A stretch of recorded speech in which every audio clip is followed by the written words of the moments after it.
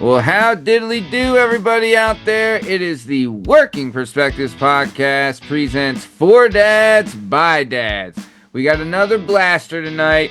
Gonna be a good one. Gonna be a good time. Gonna have some fun. This is how we do it.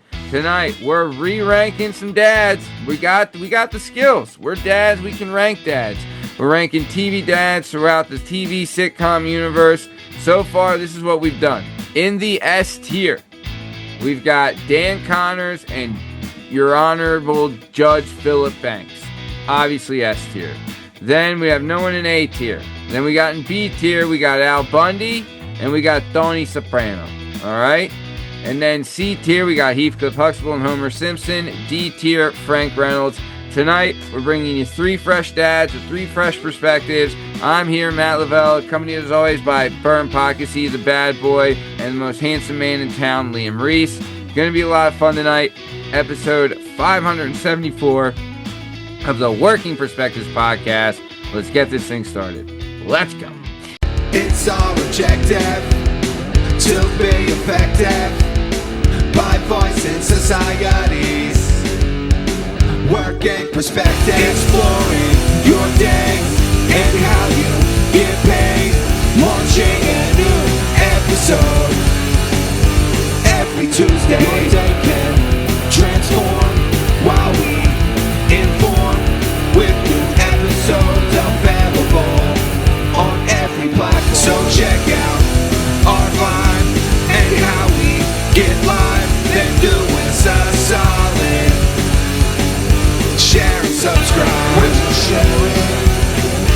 Would you share it? Would you share it?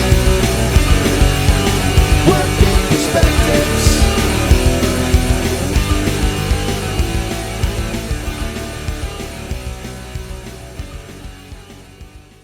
So, tonight, Banditi Patalini. We're starting off with you. You're giving us your guy. And this is how it's going to work. You're going to give us your guy. You're going to rank him. You're going to give us your opening statement on where he should be and why he should be there. Then Liam and I are going to probably correct you because you're not really right on a lot of shit, i.e. Tim Meadows, i.e. Friends, i.e. the show Roseanne. So then once we correct you for being wrong again, then you'll have a minute closing argument, and then we'll move on to the next jabron. All right? So, Banditi Patalini, please give us who is your dad. Matty, great recap. We've had some great dads. We've had some okay dads. We've had some not so great dads so far. But I'm looking at this graph right now, and this A tier is really lonely. I mean, not a single A tier dad. It's lonely. So what I would like to do tonight is introduce what I think is an absolute home run, slam dunk, A-tier dad. And if you'll lend me your ears, I'll sing you a song. And I'll try not to sing out of key. Guys, my submission tonight is none other than John, a.k.a. Jack Arnold from The Wonder Years. You're putting him in A. I'm putting Jack Arnold right in A. And let me tell you why. Jack Arnold is a tough, gruff, no-nonsense old man. When people talk about your dad or say, hey, what's up with your old man? Jack Arnold is your old man. He's not your dad. He's not your daddy. He's not your papa. He's your old man. Jack Arnold, Korean War veteran. Ooh. Okay. Comes back home. He works for a defense contractor until eventually, on the course of the show, he carved his own little niche out in this world. And that is making furniture. He's a guy who showed up for his country. He did the job he had to do. He defended America. And then once he was stable and once his three bratty kids grew up enough, he was like, I'm going to do what I like to do. And guess what he likes to do? Make shit with his goddamn hands. Jack Arnold is a little beautiful slice of Americana. Now, is he going to yuck it up at the dinner table? Not a ton. Jack's tired. Jack's got a real job. Jack's got work to do. Does he always agree with his wife? No, he doesn't. But do they always operate together as a unit? They sure do. Sure. I'll tell you what, Wayne might be a jerk off. Karen might be a hippie. Oh. Kevin might be kind of a pud sometimes. And a puss. Jack is there for every second of their childhood. He makes it important to be there.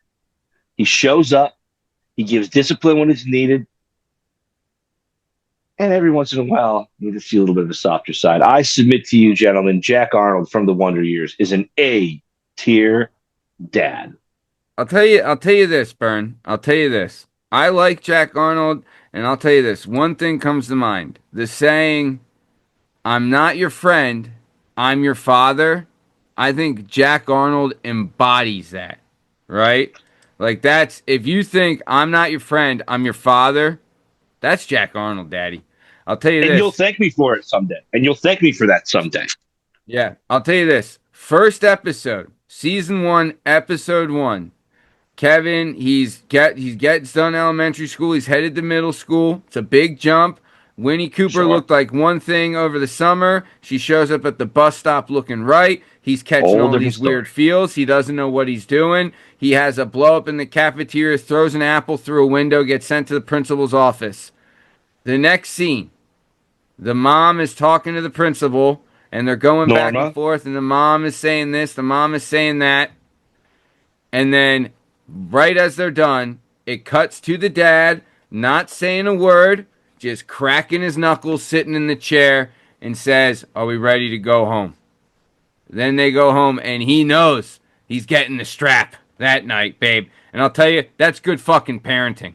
Tell you that. That's good I'll tell you, if my kid cost me money to replace a window at a school, he's getting his fucking ass worn out that night. Tell you that. He won't be able to sit down at the dinner table. Tell you that. That's fucking good parenting right there. Beat your kids. Beat your fucking kids.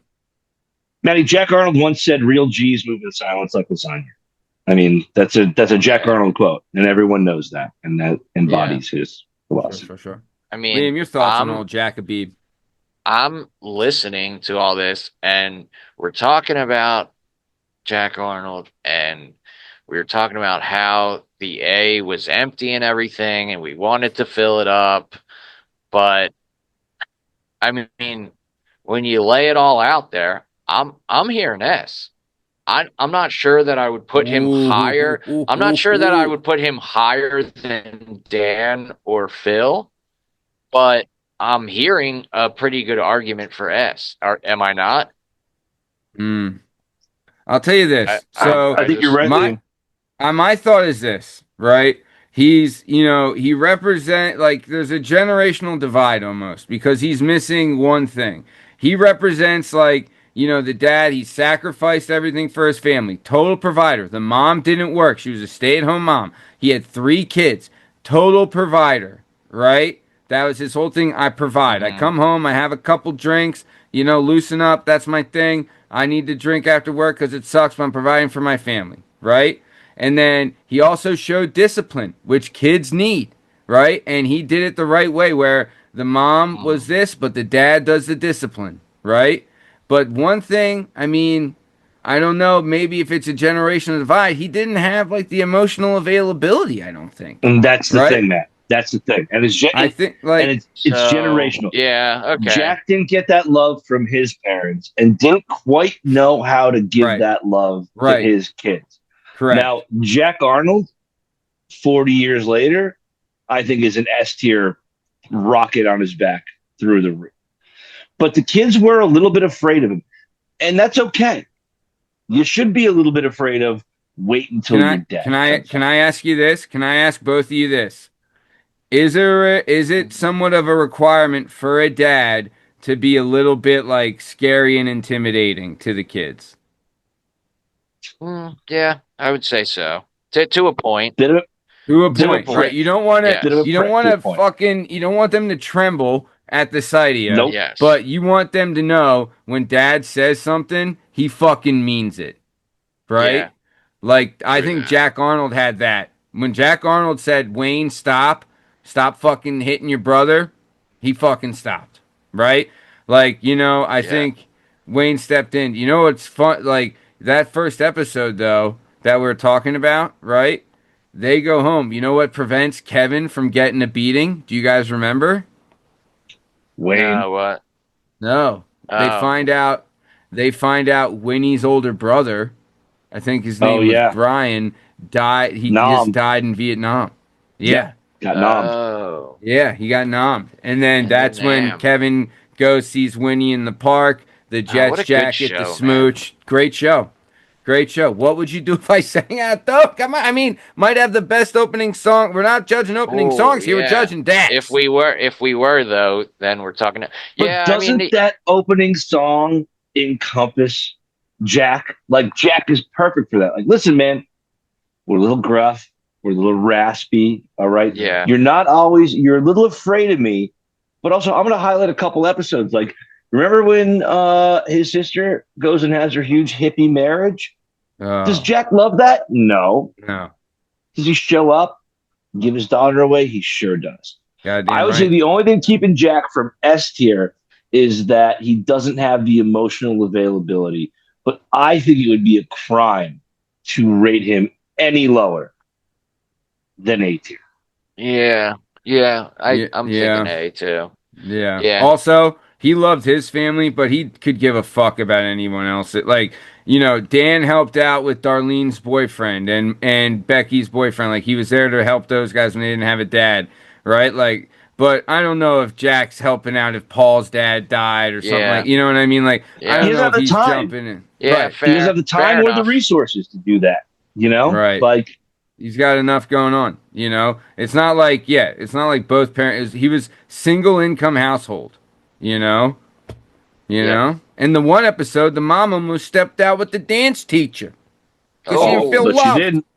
But she Norma, didn't. Norma the kept it what? cool. Oh, And you Yeah, know you what? better not fucking step out on Jack. Whoa. Here's another thing. As the divorced dad here, always in retrospect now, respect. Did they agree on everything? Did Jack and Norma agree on everything? No, they No, sure there is didn't. none. No. They sure did. It was Norma every once in a while being like, hey, listen, I'm not going to tell your dad that. Yada, yada, yada. They were not always in lockstep. But when it was time to make a decision and give the kids, like you said, Matt, some rough news, they were on the same page. Whether he agreed with it or not, he always showed up for his wife. He always showed up for his kids. Jack Arnold. 18. Jack Arnold. Jack Jack Arnold. Arnold. I Shout out will. Jack Arnold. Fan Yeah, show. Listen I to the mean, show. yeah. My vote is for A, but I would say a very high A. I think if Cuspy. we're gonna get into it, like what they're like when we're in the tiers, if we're gonna rank within the tiers, then I think he would be at the top of the A. You know what I mean? Like Sure, A at the very plus. high end He's of A the A's. Yeah, plus. A plus tier. A plus for Loved his sure. wife. Loved his Yeah, family. Yeah. yeah, So, all yeah. I'm right. with it.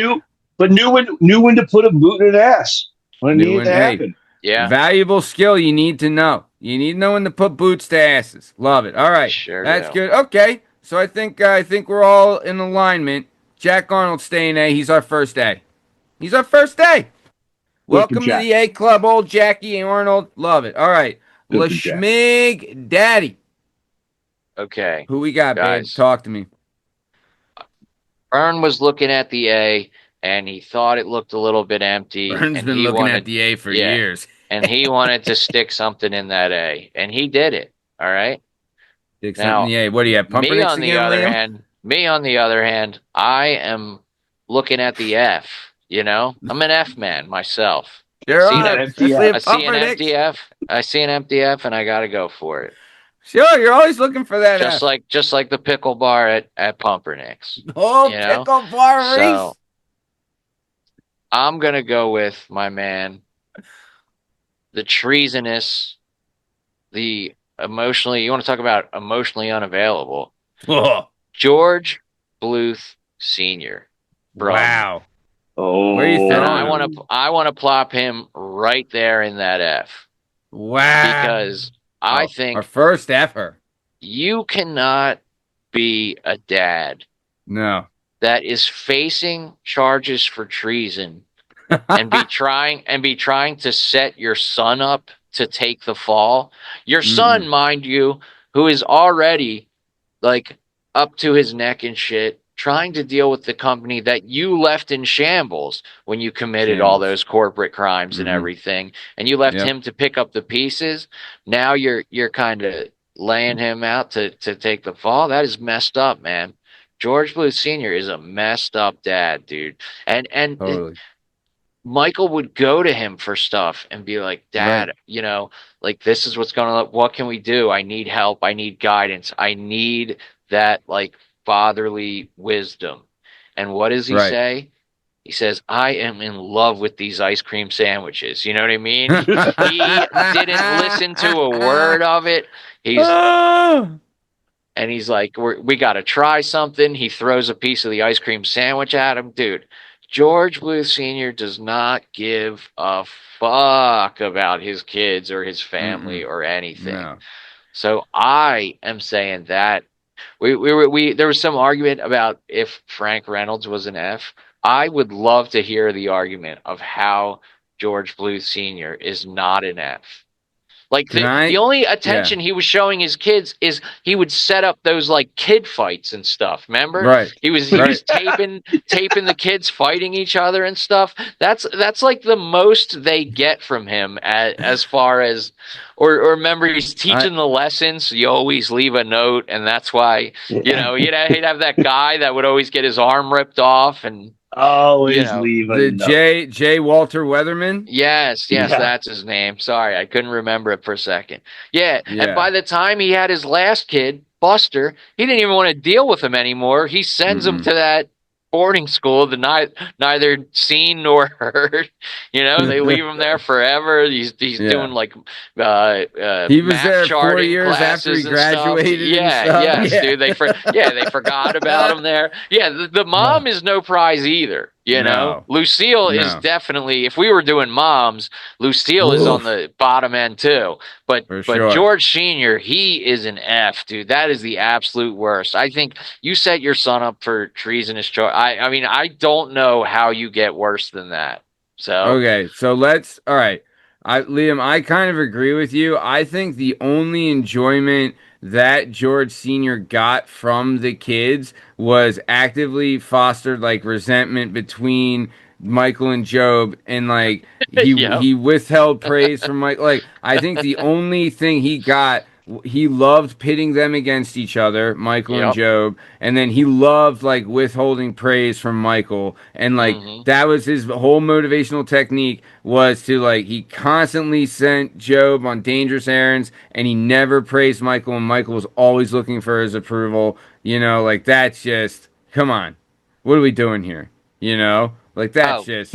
Not to mention, he was cheating on his wife constantly, too. Like the mom, forget. Constantly. So he didn't really do anything a father does well. He stole his wife. Not to mention, he stole his wife from his twin brother, Oscar. Right? And he routinely committed treason and used the family business as like a personal, fucking money laundering bitch. You know what I mean? Like, Let us not forget, too, that his eldest son, and I'm the oldest of three boys. His oldest son, Michael, the one he set up for treason, the one who decided to be like, this family is toxic and I'm going to go away and start my own thing. The only thing that brought Michael back was his fucking wife died and he had to raise his son by himself. He chose his only widower child to maybe take the blame for treason, and his only child who actually had a child. And not just treason, a slew of other charges, too. Like, not just that, he set him up all the time, you know? Yeah. Didn't he also go with, what was Michael Cera's name in the George show? Michael. George Michael. Yeah. Yeah. Didn't he also, like, tell George Michael it's okay to hit on Maybe? Too? Yeah. Wasn't he okay with that? Because she might have been adopted because he couldn't imagine that Tobias actually put a baby in Lindsay. Like, listen, he encourages cousin incest. He sets up his oldest son, Well, he's a never nude. He's a never nude. who Yeah. has just lost his wife to death, to maybe go to jail and leave his only grandchild, or one of his only grandchildren, parentless Yeah. in this scenario. He's a sick and twisted sociopath, dude, through and through. Yeah. Man, I mean, the only redeeming quality is that, like, he did make a lot of money, so they weren't poor. Like, they Yeah. lived, Well, they were living and they were, in but the they were model unaware house of where because the money all came from. Also, you know what I mean? And Yeah. he didn't set them up to take the fall until later in life. You No, but know? they were living in the model house because the United States government had seized all of his other assets. Yeah, they had nothing Because at he one was point. making deals. Yeah. He was Yeah. making deals with Saddam Hussein. Yeah, they had That a was good the good treason. life. Exactly. They had a good life while he was there, while he was able Right. to enjoy it and everything. Once the shit Right. hit the fan, he hoarded everything Couldn't for give himself. a Yeah, fuck. he had stuff hidden and everything for himself. Yeah. He didn't really Yeah. leave Listen. them anywhere. There's Man. always money in the banana stand. But Yeah, other than he did that, leave him the they were banana pretty stand dry. money. Dude, the best. I mean, there's two lines from that show that get me every time. The first one is Job, where there once was a yacht, now there is not. Right? And he's got, like, fucking. And then I sunk the yacht. the other the other one is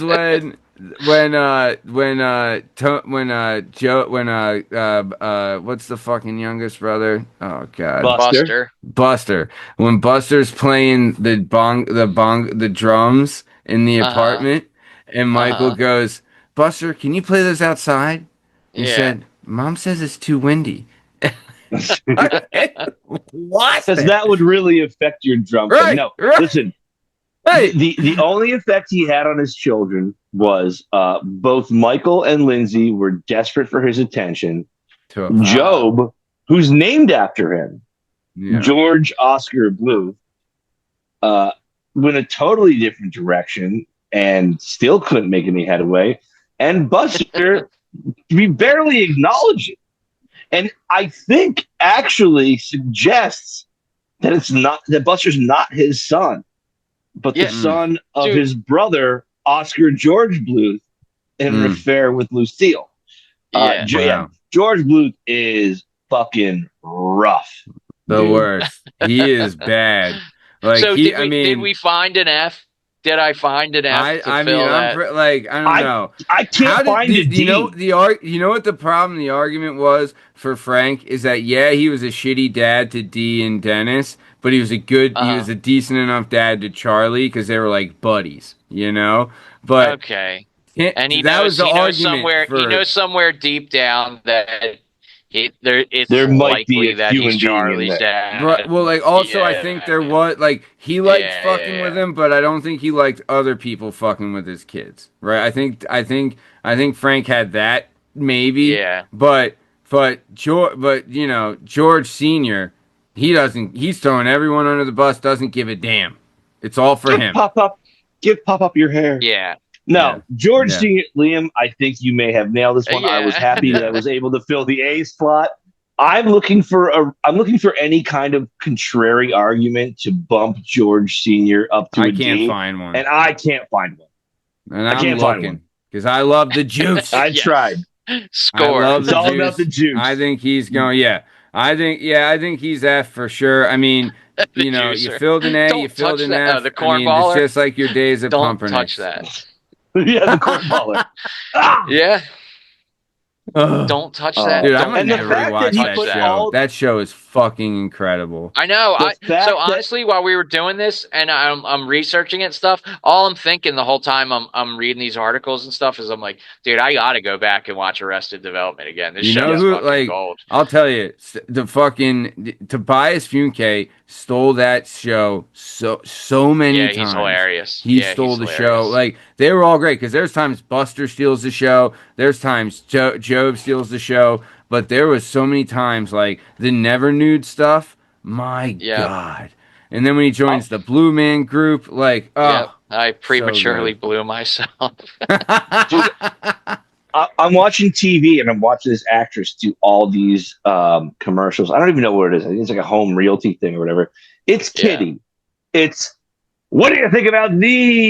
yeah, And there's so that's many. who so Yeah, George. good. there's so And many that's good who shticks So George. in that good. show. Yeah. But George Bluth gave her the keys to the castle.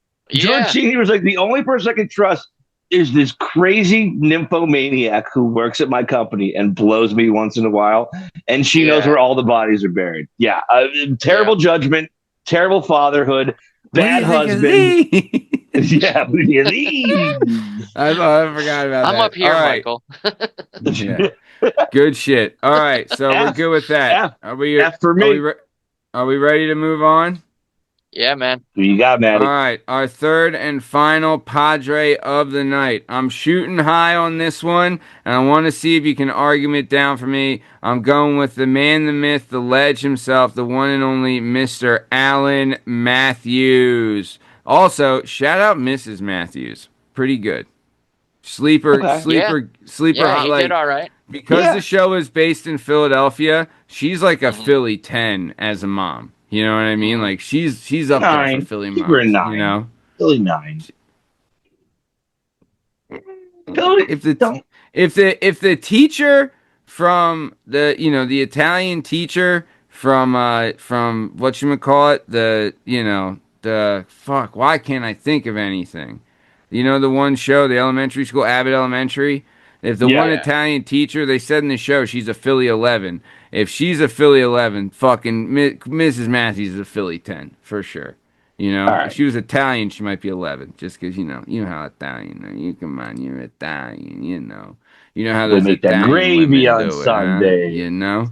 All right, so here we go. This is my argument for Alan Matthews from Boy Meets World. Alan is the gold standard. He is the gold standard for the '90s sitcom dad. He wasn't just a bumbling punchline, blue collar guy. Worked hard, gave good advice, could constantly, could be a little terrify his kids when they cross the line. He could lay down the discipline.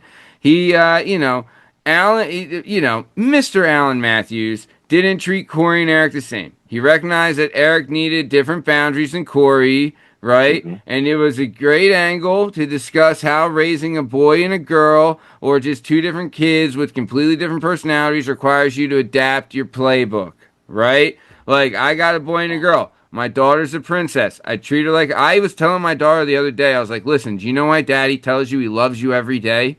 And she said, well, because you love me. I was like, it is because I love you. But it's also because there's going to be boys later in life that are going to say they love to you and they're fucking lying to you. All right? And you need to know that when you hear it from me, it's the truth. I'm telling you true that I love you and I really love you. And they're going to lie to you to try and trick you. And you don't fucking believe them because you've heard it from me and you know when it's Yeah. true. And when they say it, they're lying. Right? There's a difference. I haven't said that to my son. Mhm. I just smack him around a little bit. He's 1.5. He's got to toughen up, But he does Yeah. do the good. He's You're got one and to a like half. You're a man now. right. I don't know. He's got to get a job. He's got to start contributing. Like this little bastard cries too much. But Here's a shovel and a lawnmower. yeah, Prove it. Alan Matthews. He was like he had a black belt in the tough love, right? He bring up the time Corey demanded his parents buy him a house, and Alan let him fail and figured out the plumbing, his crappy apartment on his own. Like he let the kids suffer the consequences of their actions, which is incredibly hard to do in the moment, right? But he was the constant provider. Again, another stay-at-home mom, right? Stay-at-home mom. He didn't complain about it. He worked hard. He had a neighbor that was always in his business. And I'll tell you this. The one time that I remember is early on, Corey stayed up late so he could watch the Phillies game, and it was like a Phillies no-hitter that he caught, and he stayed up late to watch it with his dad, and Feeney gave Corey some shit about it, and Mr. Matthews went to Feeney and was like, hey, dipshit, come on, I'm with my son here. Just because and he said it was like, because you don't have fucking kids, don't take it out on me. We're He building said that to memories. Feeney. We're building memories here. Come on. Yeah, I mean, guy. well, like Feeney can, take a breather, take a chill on that. Feeney you're caved already at the you're end. already in his stuff. During the day at school, you don't need to be all up in his business while they're at home too. Yeah, Feeney caved at the end. You know what I mean? So like he knew what was going on. But so all right, so I'm putting him in S tier. Also, the one thing we talked about with Jack Arnold, how Jack Arnold, S tier? I'm putting him in S. Here's the reason You're why. fucking high Here's on the crack reason cocaine. why. Because Chet Hunter wasn't there.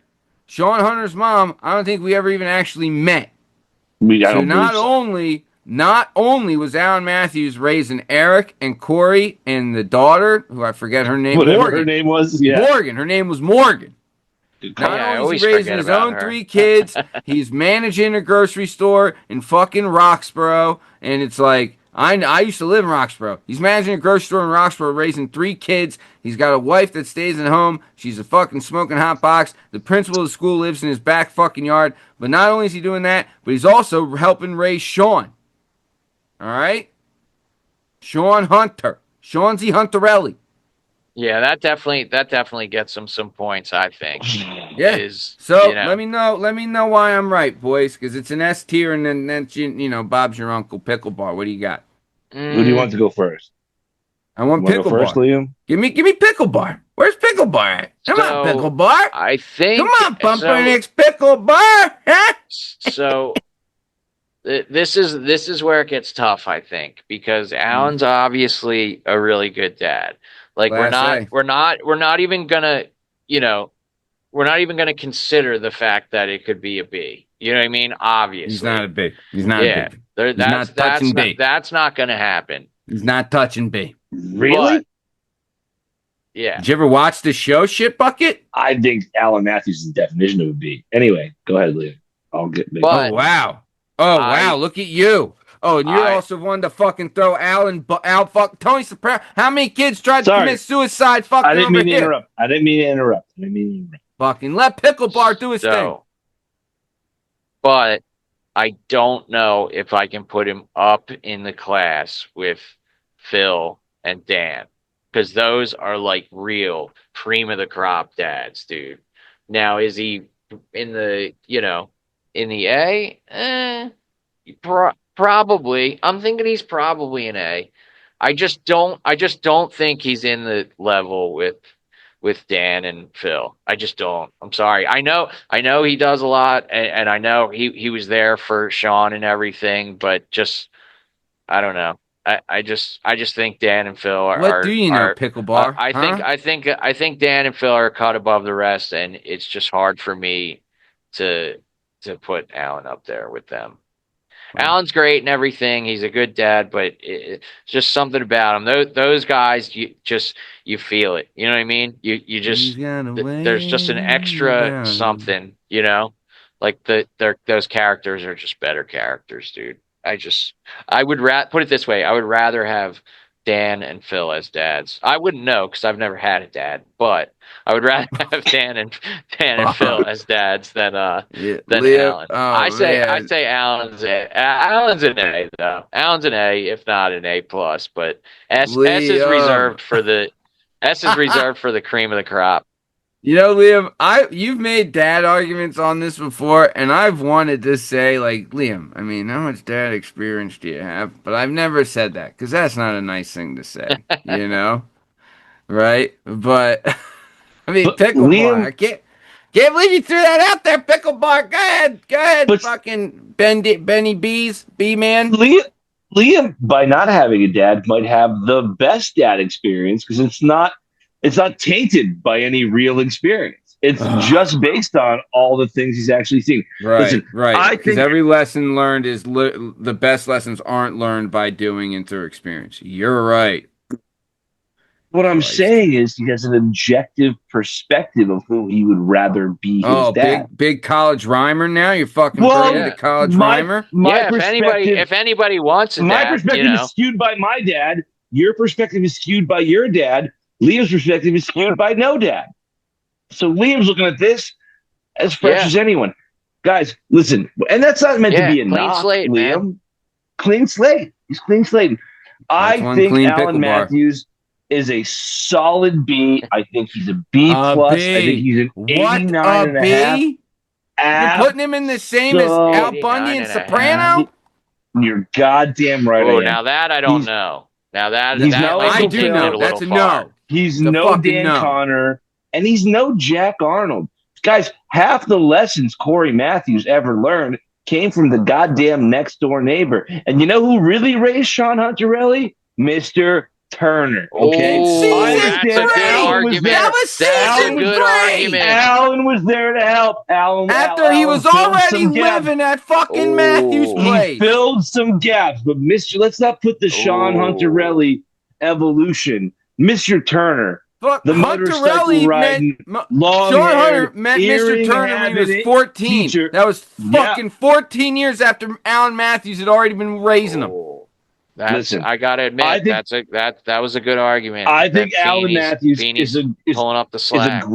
is a great dad. I think he's a great dad. Oh, but so Feeney no one picked had up a lot. So Phil didn't have any help from Jeffrey. May I? I don't know. May you?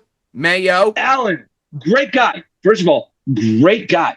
Great guy. Phenomenal dude at a barbecue. Great guy to catch a beer with.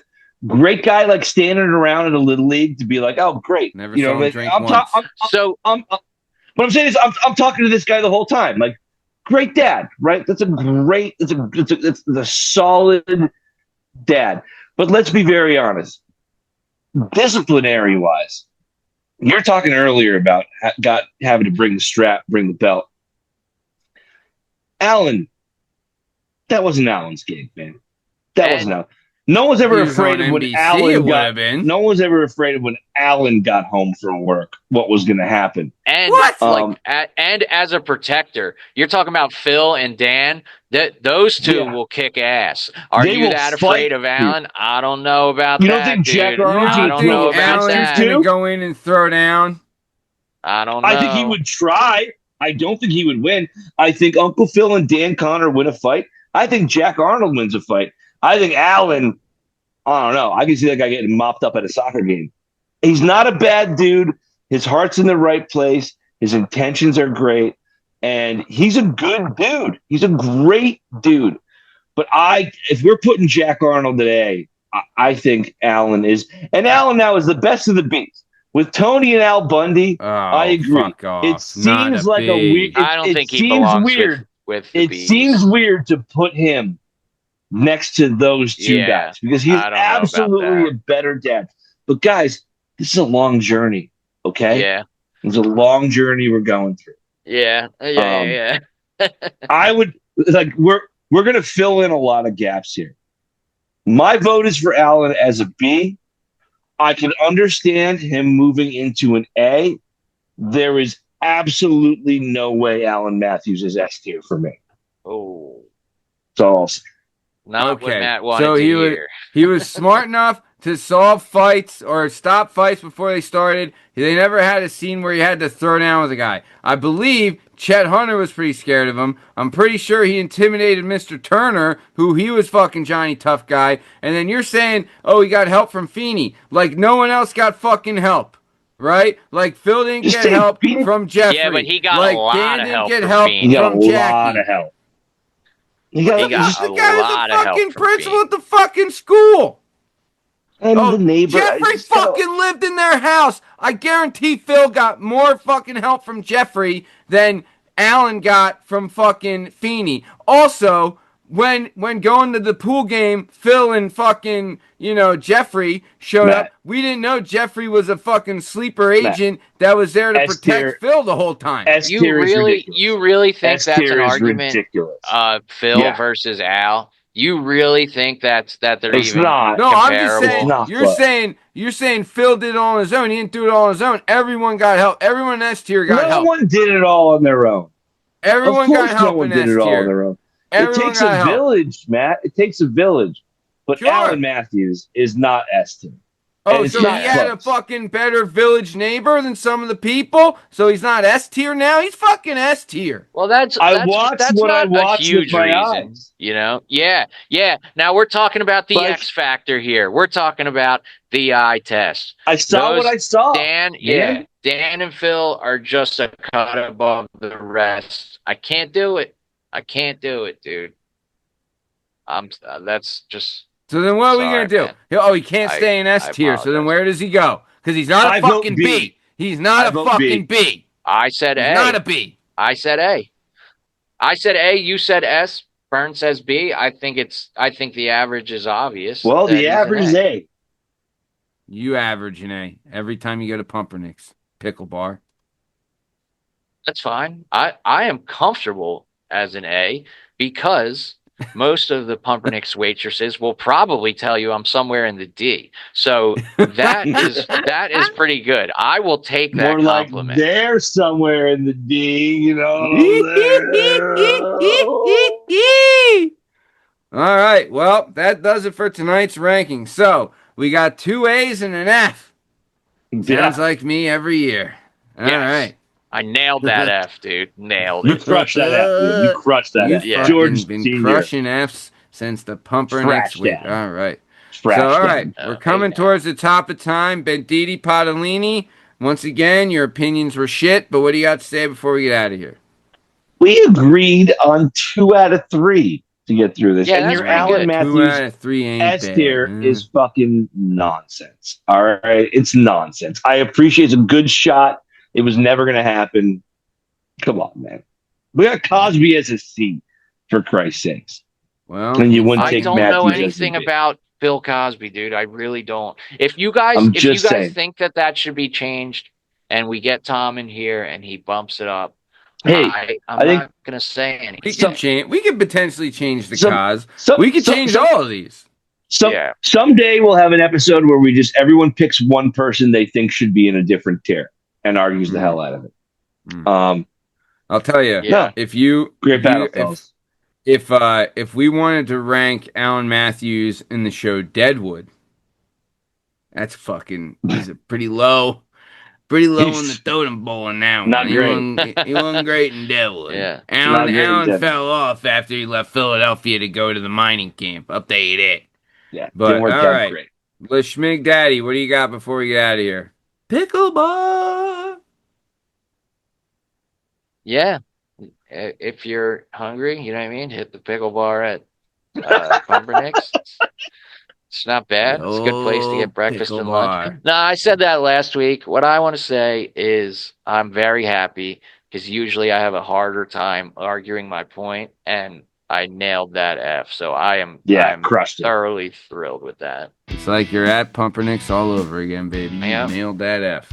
Nice. All right. Well, speaking of nailing Fs, there's been another episode of the Working Perspectives Podcast presents For Dads by Dads. I'm Matt Lavelle, he's Bern Pockasee, and that pickle bar son of a bitch is Lee Reese. In case you're wondering, you can find all our stuff and all our content on all podcast platforms and YouTube at Working Perspectives Podcast. You can also on Instagram at Working Perspectives Podcast. You can show us on Twitter and TikTok at WorkingPod. And if you'd like to be a guest on the show, please email us at workingperspectives@gmail.com. And please like and subscribe. We'll keep bringing you sweet, sweet content. Thanks for listening, and we'll catch you on the flip side. Thanks. See you!